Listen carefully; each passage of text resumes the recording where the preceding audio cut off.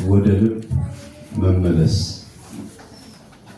በርስቲ ወደ ልብ በሉ መመለስ የቅዱስ ሉቃስ ወንጌል ምዕራፍ 15 ቁጥር 17 ላይ የምናገኘው የመጽሐፍ ቅዱስ ክፍል ነው። ሁላችሁም ለማንበብ ሞክሩ። ወደ ልብ መመለስ የትምህርቱ መሰረታዊ ዓላማ ሁሉም ሰው ወደ ራሱ እንዲመለስና እግዚአብሔርን እንዲያይ ንስሐ እንዲገባ፣ የቃሉ ተናጋሪ ደግሞ ራሱ ጌታችን መድኃኒታችን ኢየሱስ ክርስቶስ በዘመነ ሥጋዌው በዚህ ምድር በአጭር ቁመት በጠባብ ደረት ተወስኖ ቅዱስ ዮሐንስ አፈወርቅ እንደተናገረ በላይ ሳይጎድል በታችም ሳይጨመር ፍጹም አምላክ ፍጹም ሰው ሆኖ ከቅድስት ድንግል ማርያም በድንግልና ተጸንሶ በድንግልና ተወለደ። ከዛ በኋላ እንግዲህ ቀስ በቀስ ጊዜው ሲደርስ ማስተማር ጀመረና በሚያስተምርበት ወቅት ራሱ ጌታችን መድኃኒታችን ኢየሱስ ክርስቶስ ነው የተናገረው።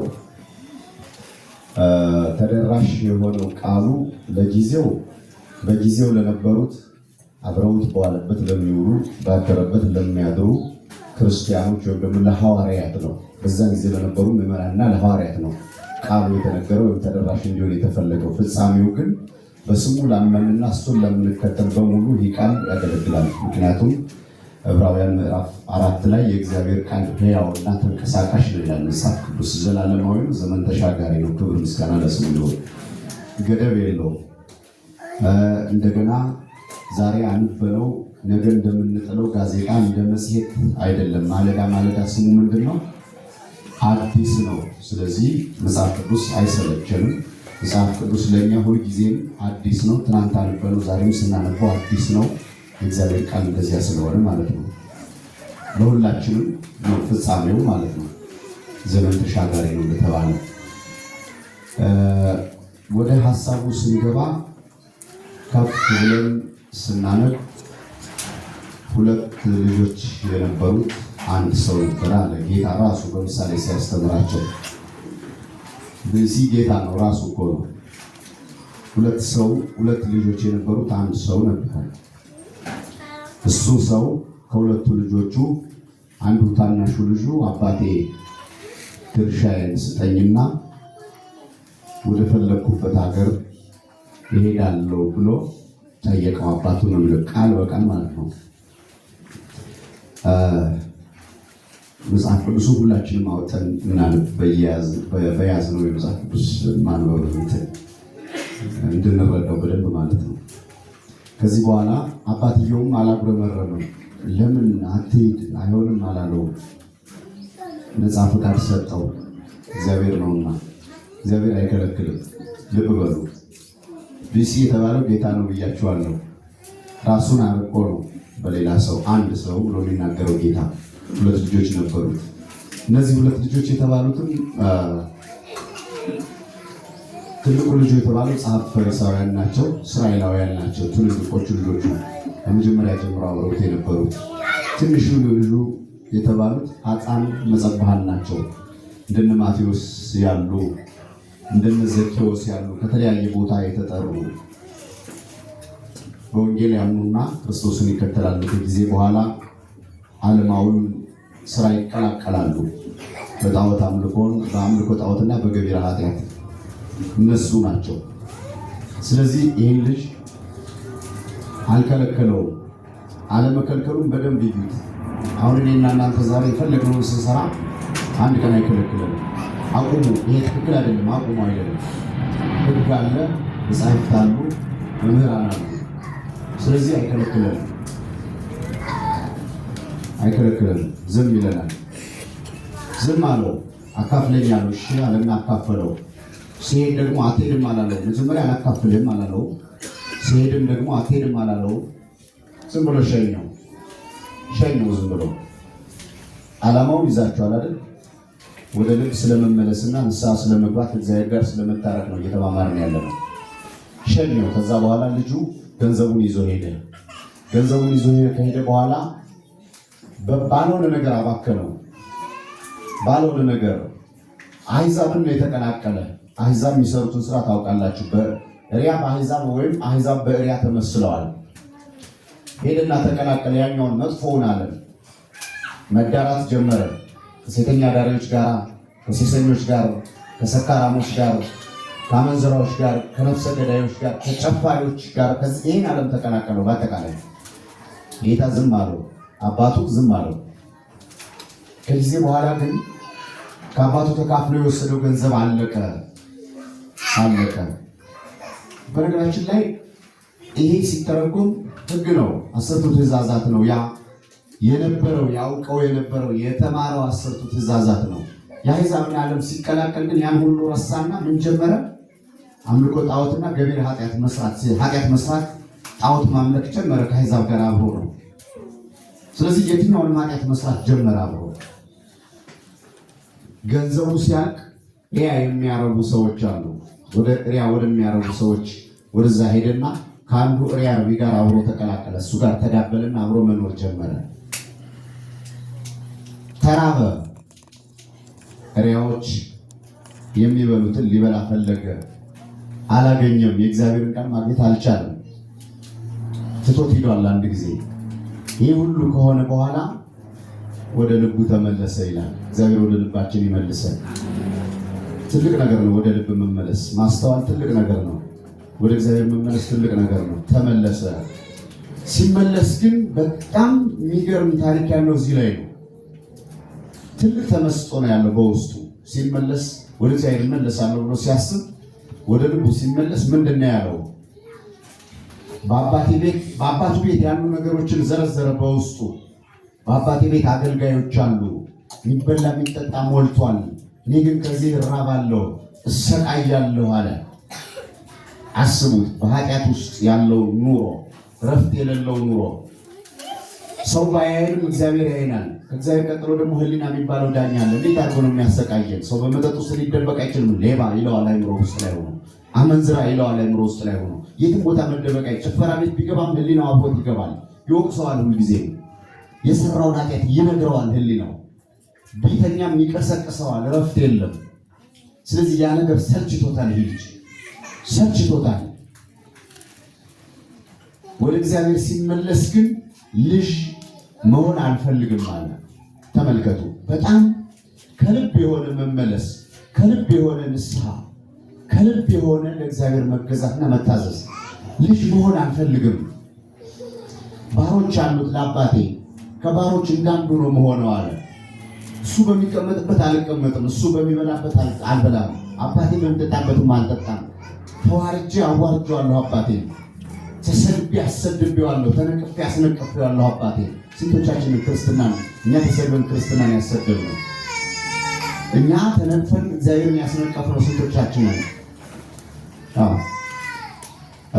በጣም በሮሜ መልእክት ምዕራፍ 2 ቁጥር 1 ጀምሮ ስናነብ አትስረቅ የምትል አንተ ግን የምትሰርቅ ማነህ ይላል። አታመንዝር የምትል አንተ ግን የምታመነዝር ማነህ? ጣዖት አታምልክ የምትል አንተ ግን የእግዚአብሔርን ጣዖት እያመለክ የእግዚአብሔርን ቤት የምታሰድብ ይላል። እኛ ሁላችንም የእግዚአብሔር መንፈስ ቅዱስ ማደሪያዎች፣ መንፈስ ቅዱስ ቤተ መቅደሶች ነን። ያ እንዳለው ግን ስንቶቻችን እግዚአብሔርን አስነቅፈናል? ቤተክርስቲያናችንን ስንቶቻችን አስነቅፈናል? ክርስትናችን ስንቶቻችን አስነቅፈናል? ከኛ አልፎ አስበው ይህን ሁሉ ጥሩ ሰው አይደለሁም አለ። በጣም በድያለሁ አለ። ወደ አባቴ ግን እሄዳለሁ ይቀበለኝ ይሆን አለ። በጣም ይገርማል። ይቀበለኝ ይሆን ብሎ አሰበ። በቃ ከተቀበለኝ ይቀበለኝ፣ ሄጄ እግሩ ላይ እወድቃለሁ፣ አለቅሳለሁ። በቃ ወደ ኋላ ግን አልመለስም አለ። ወደ ኋላ መመለስ ጥቅም እንደሌለው አስታወሰ። ጥሩ አይደለም ወደ ኋላ መመለስ፣ እርም ነው። እርም መምቃት ደግሞ አስፈላጊ አይደለም። ክርስቲያኖች የሎጥን ሚስት ታስታውሳላችሁ? ዘፍጥረት ምዕራፍ 19 ስናነብ የሎጥ ሚስት እርም ወደ ሆነው እንዳታይ ወደ ኋላሽ እንዳትመለሽ ተባለች። ክርስቲያን ወደ ኃጢአት መመለስ አያስፈልግም። ወደፊት ነው እንጂ ወደ ኋላ ኃጢአት ነው ያለው፣ ወደ ኋላ መጥፎ ነገር ነው ያለው። ስለዚህ ምን አለች? እሺ ያለችና ታዛ ወጣች። ተመልሳ ስታይ ግን የጨው ድንጋይ ሆነች። ስለዚህ ወደ ኋላ መመለስ፣ ወደ ኃጢአት መመለስ አያስፈልግም። ዙራ ያየችው የኃጢአት ዓለም ነበረ። ዙራ ወደ ኋላ ያየችው የሰዶም ከተማ የኃጢአት ዓለም ነበረ። እንዳታዩ ተብላ ነበር። ዙራ ስታዩ የጨው ድንጋይ ሆነች። ስለዚህ ወደ ነበርንበት የኃጢአት ዓለም ዙረን ማየት አያስፈልግም። ስንመለስ በቃ ቀጥታ መመለስ ነው። ቅዱስ ጳውሎስም ከኋላ ያለውን እየረሳሁ የፊቴን አስታውሳለሁ ወደፊት ሄዳለሁ ነው ያለው። ለምንድን ነው እንደዚህ ያለው? ትናንት መጽውተህ ከሆነ ዛሬ ትናንት መጽውቻለሁ ዛሬ አልመጸውትም አትበል። መጽውት ትናንት ንስሐ ገብተህ ከሆነ ትናንት ንስሐ ገብቻለሁ ዛሬ አልገባም አልናዘዝም አትበል። ተናዘዝ ዛሬ። ትናንት ቆርበህ ከሆነ ዛሬ አልቆርብም አትበል። ቁረብ ዛሬ። እርሳው የትናንት ነው። ትናንትና ሌላ ዓለም ነው። እንደዚህ ነው። ስለዚህ ይሄ ልጅ እንደዚህ አስቦ አልቀረም፣ መጣ። ምክንያቱም አንድ ወደ ልቡ ተመልሷል። ንስሐውን እኮ እዛው ጨረሰ። በቃ አለቀሰ። ሲመጣ ወደ አባቱ አስቡት፣ እያለቀሰ ነው የሚመጣው። ፊቱን እየነጨ ነው የሚመጣው። በደሉን እያሰበ ራሱን እየጠላ ነው የሚመጣው። አስቡት። ሁሌም ትዝዝ የሚለው ሲሰራው የነበረ ከሴሰኞቹ ጋር የሴሰነው፣ ከአመንዝራዎቹ ጋር ያመነዘረው፣ ከሰካራሞቹ ጋር የሰከረው፣ ከጣዖት አምላኪዎቹ ጋር አብሮ ያመለከው፣ ከነፍሰ ገዳዮቹ ጋር አብሮ እሱ ነው አይምሮ ውስጥ ያለ። ስለዚህ ያስለቅሰዋል። እንባው መንታ መንታ ነው፣ ያለቅሳል። መጣ ወደ አባቱ። ወደ አባቱ ሲመጣ አባቱ ከሩቅ አየው። አባቱም ወደ ልጁ ይሄዳል፣ ልጁም ወደ አባቱ ይመጣል። ተመልከቱ። አባቱ ወደ ልጁ ይሄዳል፣ ልጁም ወደ አባቱ ይመጣል። ሲሄድ ያ ገንዘብ ሰጠው የሸኘው ልጁ አይደለም። በጣም ያሳዝናል። ተጎሳቁሏል። ፀጉሩ አልጓል። ቅማልና ቅጫን አለበት በፀጉሩ ላይ። ልብሱ አልቋል። የተቦጫጨቀ ልብስ ነው ለብሶ ያለው። ጭቅቅት አለበት በሰውነቱ ላይ። በጣም አዘነለት አባቱ፣ ራራለት። እንደሄደ አልተጸየፈው። መጽሐፍ ቅዱስ ቃል በቃል አቀፈና ሳመው ይላል። ሳይጸየፈው ከነ በደሉ ከነ ኃጢአቱ አቀፈና ሳመው። ምክንያቱም የሚያነጻ ነው፣ እሱ አንጽቶታል። እሱ በደለኛ ነኝ ብሎ በደሉ እንዲነጻለት እያሰበ ነው። አምላክ ደግሞ ልጁ ያን ሲያስብ አምላክ በደሉን አንጽቶለታልና ካነጻው በኋላ አቅፎ እየሳመው ነው። ባሮቹን ጠራ። እነማን ጠራ? ጌታ ባሮቹን ጠራ። ከዛ በኋላ ፀጉሩን ላጩት፣ ራሱን ገላውን ጠቡት፣ ሌላ ልብስ የሚያምር ነጭ ልብስ ቀይሩለት፣ ጣቱ ላይም ቀለበት አድርጉለት። በጣም ይገርማል ክርስቲያኖች፣ በጣም ይገርማል። መመለስ የሚለውን እዩት። ንስሐ ወደ እግዚአብሔር መመለስ የሚለውን ስናይ ወደ እግዚአብሔር በመመለሳችን ውስጥ የምናገኛቸው ነገሮች እግዚአብሔር እንዴት አድርጎ እንደሚቀበለን። መመለስ ማለት ደግሞ እንዴት ነው? ከልባችን እንዴት ነው የምንመለሰው? የቀደመውን ዘመን ቅዱስ ጴጥሮስ እንደተናገረ በስካር በዝሙት በመጥፎ ነገር የነበራችሁበትን ያን ዘመን እርገሙ ይለናል። ባለማመን ውስጥ የነበራችሁ እሱን ሁሉ ትተን እንደገና ወደ አዲሱ ዓለም ስንቀላቀል፣ ወደ መንፈሳዊው ዓለም ስንቀላቀል እንዴት ሆነን መምጣት እንዳለብን መጽሐፍ ቅዱስ ይነግረናል። ሌላው ጌታ እኛን ይፈልጋል። ያን ልጅ ብቻ አይደለም የፈለገው፣ ጌታ እኛን ይፈልጋል። 99ኙን ትቶ አንዱን የጠፋውን ፍለጋ ስለመምጣቱ ስናነብ መጽሐፍ ቅዱስ ይነግረናል። የቅዱስ ማቴዎስ ወንጌል ምዕራፍ 18 ቁጥር 12 ላይ 100 በጎች ነበሩት። ከ100 በጎቹ አንዱ ጠፋ። 99ኙን በሜዳ ተወና የጠፋውን በግ ፍለጋ ሄደ። ካገኘውም በኋላ የጠፋን ነገር አስቡ። አንድ እረኛ በግ ቢጠፋው ፈልጎ ሲያገኘው እንዴት ነው ይዞት የሚመጣው? ሳሉት እስቲ። በጉን ወይም ፍየል ወይም ከብቶን ወይም አህያውን እየደበደበ ነው ይዞት የሚመጣ፣ እያሰቃየ አይደለ? እየደበደበ ነው ይዞት የሚመጣ፣ እያንገላታ። ጌታ ግን እንደሱ አይደለም የሚያመጣው። በትከሻው ተሸክሞ በጫንቃው ተሸክሞ ይዞት መጣ ይላል። አባታችን እንደዚህ ነው። ከነ በደላችን የሚሸከመን ከነ ኃጢአታችን የሚሸከመን ተሸክሞ ይዞት መጣ ይላል። እሱ ብቻ አይደለም፣ ጎረቤቶቹን በሙሉ ጠራና የጠፋው በጌ ተገኝቷል ብሎ ከበጉ ዋጋ የሚበልጥ ለድግሱ ብዙ ዋጋ አውጥቶ ድግስ አዘጋጀና ጎረቤቶቹን ግብዣ አደረገላቸው ይላል። ጠፍተን ስንገኝ እግዚአብሔር ምን ያህል እንደሚደሰት፣ ከበደል ዓለም ወጥተን ይህን መንፈሳዊውን ዓለም ስንቀላቀል ወደ እግዚአብሔር ቤት ስንመጣ እግዚአብሔር ምን ያህል ደስ እንደሚለው የቅዱስ ማቴዎስ ወንጌል ምዕራፍ 18 ቁጥር 12፣ የቅዱስ ሉቃስ ወንጌል ምዕራፍ 15 ቁጥር 4 ያዙ። በደንብ ቤታችሁን ገብታችሁ ታነባል። እንዴት አድርጎ ነው እግዚአብሔር የሚፈልገን?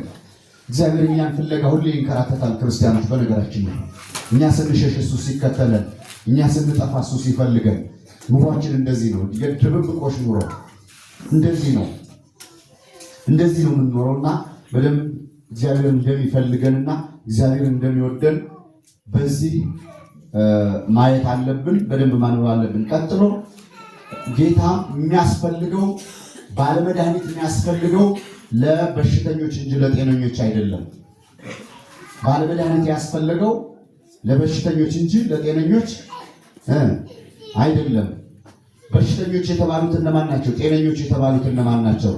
ጤነኛ የተባሉት ጻድቃን ሰማዕታት ወይም ደግሞ በደል የሌለባቸው ሰዎች ናቸው። በሽተኞች የተባሉት በኃጢአት ውስጥ ያሉ ኃጢአተኞች ናቸው። ህመምተኞች እንጂ ባለጤናዎችን ባለመድኃኒት ክርስቶስ አያስፈልጋቸውም። የቅዱስ ማቴዎስ ወንጌል ምዕራፍ 9 ቁጥር 12 ላይ ከኃጥአን ጋር ከመጸባሃን ጋር ይበላል ብለው ጻፍ ፈሪሳውያን ሲከሱት እነዚህ ኃጥአን መጸባሃን በሽተኞች በኃጢአት የነበሩ በቀራጭነት በተለያየ ስራ ተሰማርተው የነበሩ ቀደም በመግቢያ ያልኳቸው እነዚህ እነ ቅዱስ ማቴዎስ እነ ዘኬዎስ እነሱን መሰሎቹ በዘኬዎስ ቤት ተገኝቶ ከዘኬዎስ ጋር አብሮ ይበላ ነበር። ዘኬዎስ አብዝቶ ወዶታል። አብዝቶ ወደደው ጌታ። አብዝቶ ከመውደዱ የተነሳ ቁመቱ አጭር ነውና ሊያየው አልቻለም። ሾላ ላይ ወጣና እሱን ማየት ፈለገ። እሱን ፍለጋ ስትሄዱ ራሱ እሱ ወደ እናንተ ይመጣል። እሱን ማየት ስትፈልጉ ቀድሞ እሱ ያያችኋል። ለማየት ዝግጁ ሆኑ፣ ለመፈለግ ዝግጁ ሆኑ ቀድማችሁ። ዘኬዎስ ኃጢአተኛ ነው፣ በደለኛ ነው። ግን ክርስቶስን ፈለገ፣ ሊያየው ፈለገ። ክርስቶስ ቀድሞ አየው። ና ውረድ አይቻለሁ ሲለው ሾላው ላይ በመውረጃው አልወረደም። ዘሎ ነው የወረደው። ካለው ጉጉት የተነሳ ካለው ፍላጎት የተነሳ በመውረጃው አድርጎ አይደለም የወረደው። ዘሎ ወረደ ጌታን ፍለጋ። ይህን ህይወት እኛ መለማመድ አለብን። ክርስቲያኖች በደንብ መለማመድ አለብን። ዘሎ ወረደ።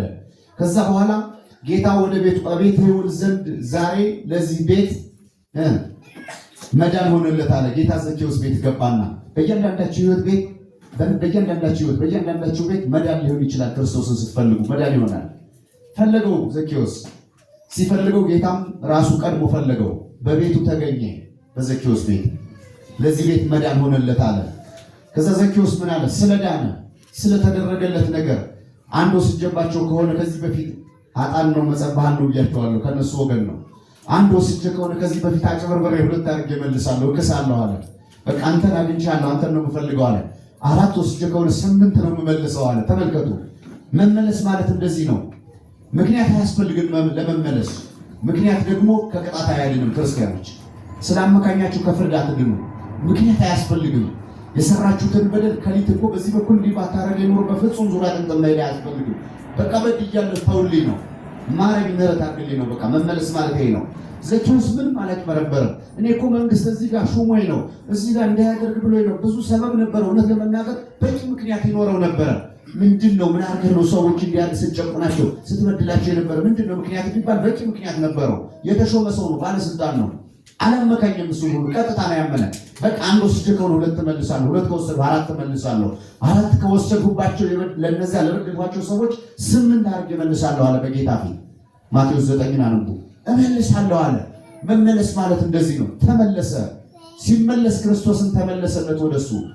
ሲፈልገው ክርስቶስን ፈለገው። ማየት ሲፈልግ ክርስቶስን አየው። አመጣጡ ደግሞ የሚገርም ነው። በደረጃው አይደለም የወረደ፣ ዘሎ ወረደ። እንደዚህ ነው ህይወታችን። በዚህ መንገድ መሆን አለበት። የማቴዎስ ወንጌል ምዕራፍ 9 ቁጥር 12፣ የቅዱስ ማርቆስ ወንጌል ምዕራፍ 2 ቁጥር 17 በደንብ ያዙና አንቡ። የቅዱስ ሉቃስ ወንጌል ምዕራፍ 5 ቁጥር 31 ነው። ንስሐ በመግባት ይቅርታ ይደረጋል። ንስሐ በመግባት ይቅርታ ይደረጋል። ንስሐ በመግባት ምን ይደረጋል? ይቅርታ ይደረጋል። ይቅርታ ይገኛል። ንስሐ በመግባት አንዳንዴ ንስሐ መግባትን እንደ ልምድ የምናየው ሰዎች ካለን በፍጹም ተሳስተናል። መለኮታዊ ቃል ነው ንስሐ መግባት። በነገራችን ላይ ንስሐ ግቡ የሚለው በመጀመሪያ የቅዱስ ዮሐንስ የመጥምቁ የቅዱስ ዮሐንስ ንግግር ነው። መለኮት ያደረባቸው ሰዎች፣ መንፈስ ቅዱስ ያደረባቸው ሰዎች የራሳቸውን ፍላጎት አይደለም የመለኮትን ፍላጎት ነው የሚናገሩ። ስለዚህ እኛ ደግሞ ልናሳብበው ምክንያት ልናደርግበት የማይገባ ቀጥታ እንደወረደ ልንቀበለው የሚገባ መለኮታዊ ቃል ነው። ልንተዳደርበት ይገባል በዚህ ቃል ማለት ነው። በምድር የምትፈቱት ሁሉ በሰማይ የተፈታ ይሆናል።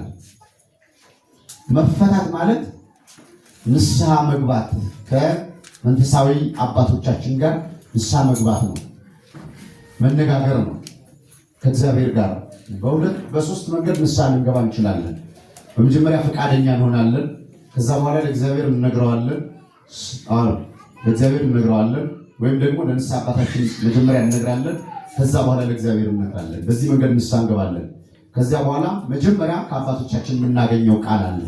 የቅዱስ ማቴዎስ ወንጌል ምዕራፍ 18 ቁጥር 18 በምድር ያሰራችሁት በሰማይ የታሰረ ይሆናል። የሰው ቃል አይደለም። ቅድም ብያችኋለሁ፣ መለኮታዊ ቃል ነው። ስለዚህ ልንሸራርፈው ልንጠራጠረው አይገባም። እንደወረደ ነው የምንቀበለው። ስለዚህ አባቶች በምድር ካሰሩ በሰማይ የታሰርን ነን። በምድር ከፈቱን ደግሞ በሰማይ የተፈታን ነን። ያው በምድር ከፈቱን በሰማይ የተፈታን ነን። የቅዱስ ዮሐንስ ወንጌል ምዕራፍ 20 ቁጥር 23 ያዙ በደንብ። እንደዚህ ከመንፈሳዊ ሕይወታችን ጋር ንስሐ ከመግባት ጋር ወይም ደግሞ ከመመለስ ጋር በተያያዘ ይህን ማየት መቻል አለብን። አጠር ለማድረግ እሞክራለሁ፣ ይቅርታ ይደረግልኝ እንዳላረዝም። ካህኑ የመንግስተ ሰማያት በካህናት እጅ የመንግስተ ሰማያት መክፈቻ አለ። ሰዎች አይደሉም የሰጧቸው፣ ባለስልጣኖች አይደሉም የሰጧቸው። ማን የሰጣቸው? ንገሩኝ። እግዚአብሔር ነው የሰጣቸው። ከመለኮት ነው ያገኙት። ስለዚህ በካህናት እጅ የመንግስተ ሰማያት ምን አለ? መክፈቻ ቁልፍ አቆየኋችሁ። እሺ ሰብሰብ አደርጋለሁ። የመንግስተ ሰማያት መክፈቻ ቁልፍ አለ ማለት ነው። የመንግስተ ሰማያት መክፈቻ ቁልፍ አለ። የቅዱስ ማቴዎስ ወንጌል ምዕራፍ 16 ቁጥር 19 አንተ መሰረት ነህ። ቅዱስ ጴጥሮስን ጌታ አንተ ጽኑ መሰረት ነህ። የእግዚአብሔርን ቃል የተማረ ሁሉ አይናወጽም። መሰረት ነው። መጽሐፍ ቅዱስ ሲናገር እንዲሁም በአሸዋ ላይ የተሰራ ቤትና በአለት ላይ የተሰራ ቤት አድርጎ ይመስላል። በአሸዋ ላይ የተሰራው ቤት ምንም ስለ እግዚአብሔር የማያውቅ መጽሐፍ ቅዱስ ያልተማረ ወንጌል የማያውቅ ስለ ክርስትናው የማያውቅ ነው። ማዕበል መናፍቃን በመጡ ጊዜ ይፈነገላል። ወጀቡ ዝናቡ መናፍቃን በመጡ ጊዜ ይፈነገላል።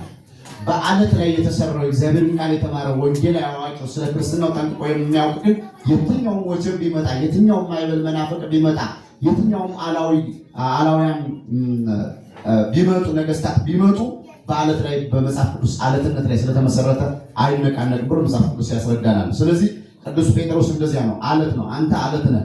በአንተ አለትነት ላይ ቤተ ክርስቲያንን መሰረታታለሁ ወይም ክርስቲያኖች ከአንተ ተነስተው ይቀጥላሉ ካለ በኋላ ነው የመንግስተ ሰማያት መክፈቻን እሰጥሃለሁ። ምን እልሃለሁ?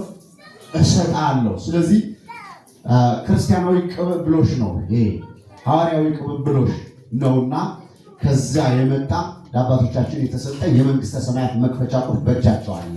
እኔንና እናንተን ወደ መንግስተ ሰማያት የማስገባት የማስወጣት ስልጣን አላቸው። እኔንና እናንተን የማሰር የመፍታት ስልጣን አላቸው። ይህ የማሰር የመፍታቱ ስልጣን ደግሞ ምንድነው? ረቂቅ ነው፣ ግዙፍ አይደለም፣ የሚታይ የሚጨበጥ የሚዳሰስ አይደለም። ከዓለማዊ ስልጣን ፈጽሞ የተለየ ነው። መንፈሳዊ ስልጣን ነው። ዓለማዊ ስልጣን እንደምታውቁት ፕሮሰስ ነው፣ ሂደት ነው። እንዴት ብትሉ ደብዳቤ ይጻፋል፣ ፖሊስ ይላካል፣ የሆነ ነገር ይባላል፣ ሰውየው ይፈልጋል፣ ይታደናል፣ ይመጣል። መንፈሳዊ ስልጣን ግን እንደሱ አይደለም። አውግዣለሁ፣ በእግዚአብሔር ስም በቃ አውግዤሻለሁ፣ አለቀ። እንደዚህ እናንተን አይደለም አባባሉን ነው ያልኳቸው፣ አልተወገዛችሁም። እንደዚህ ነው መንፈሳዊ ዓለም፣ እንደዚህ ነው። እንደሱ አይነት ረቂቅ የሆነ ስልጣን ለአባቶች ለካህናት አላቸው ማለት ነው። ስለዚህ በዚህ ስልጣን እኛን ያስራሉ፣ ይፈታሉ።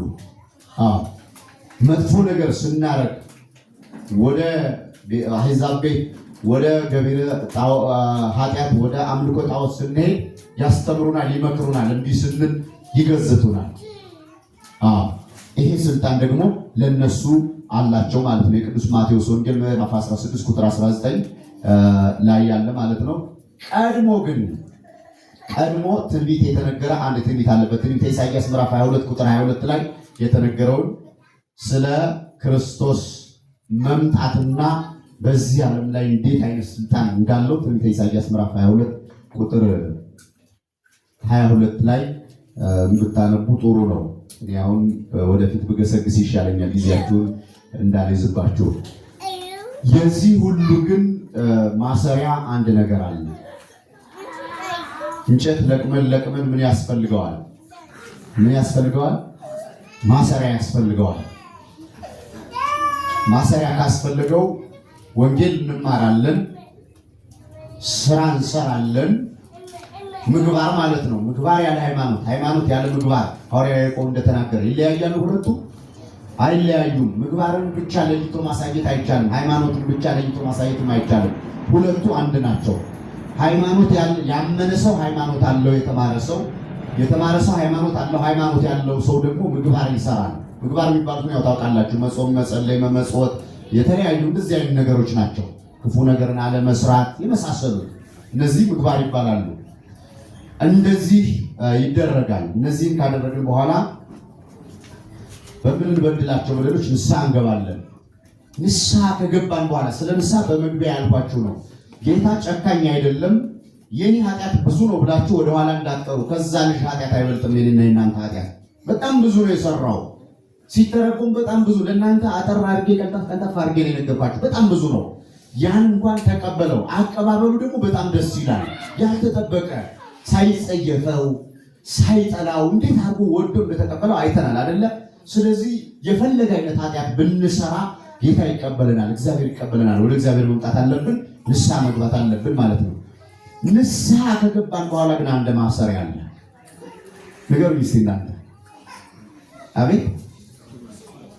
ቅዱስ ቁርባን ስጋውና ደሙ ማለት ነው።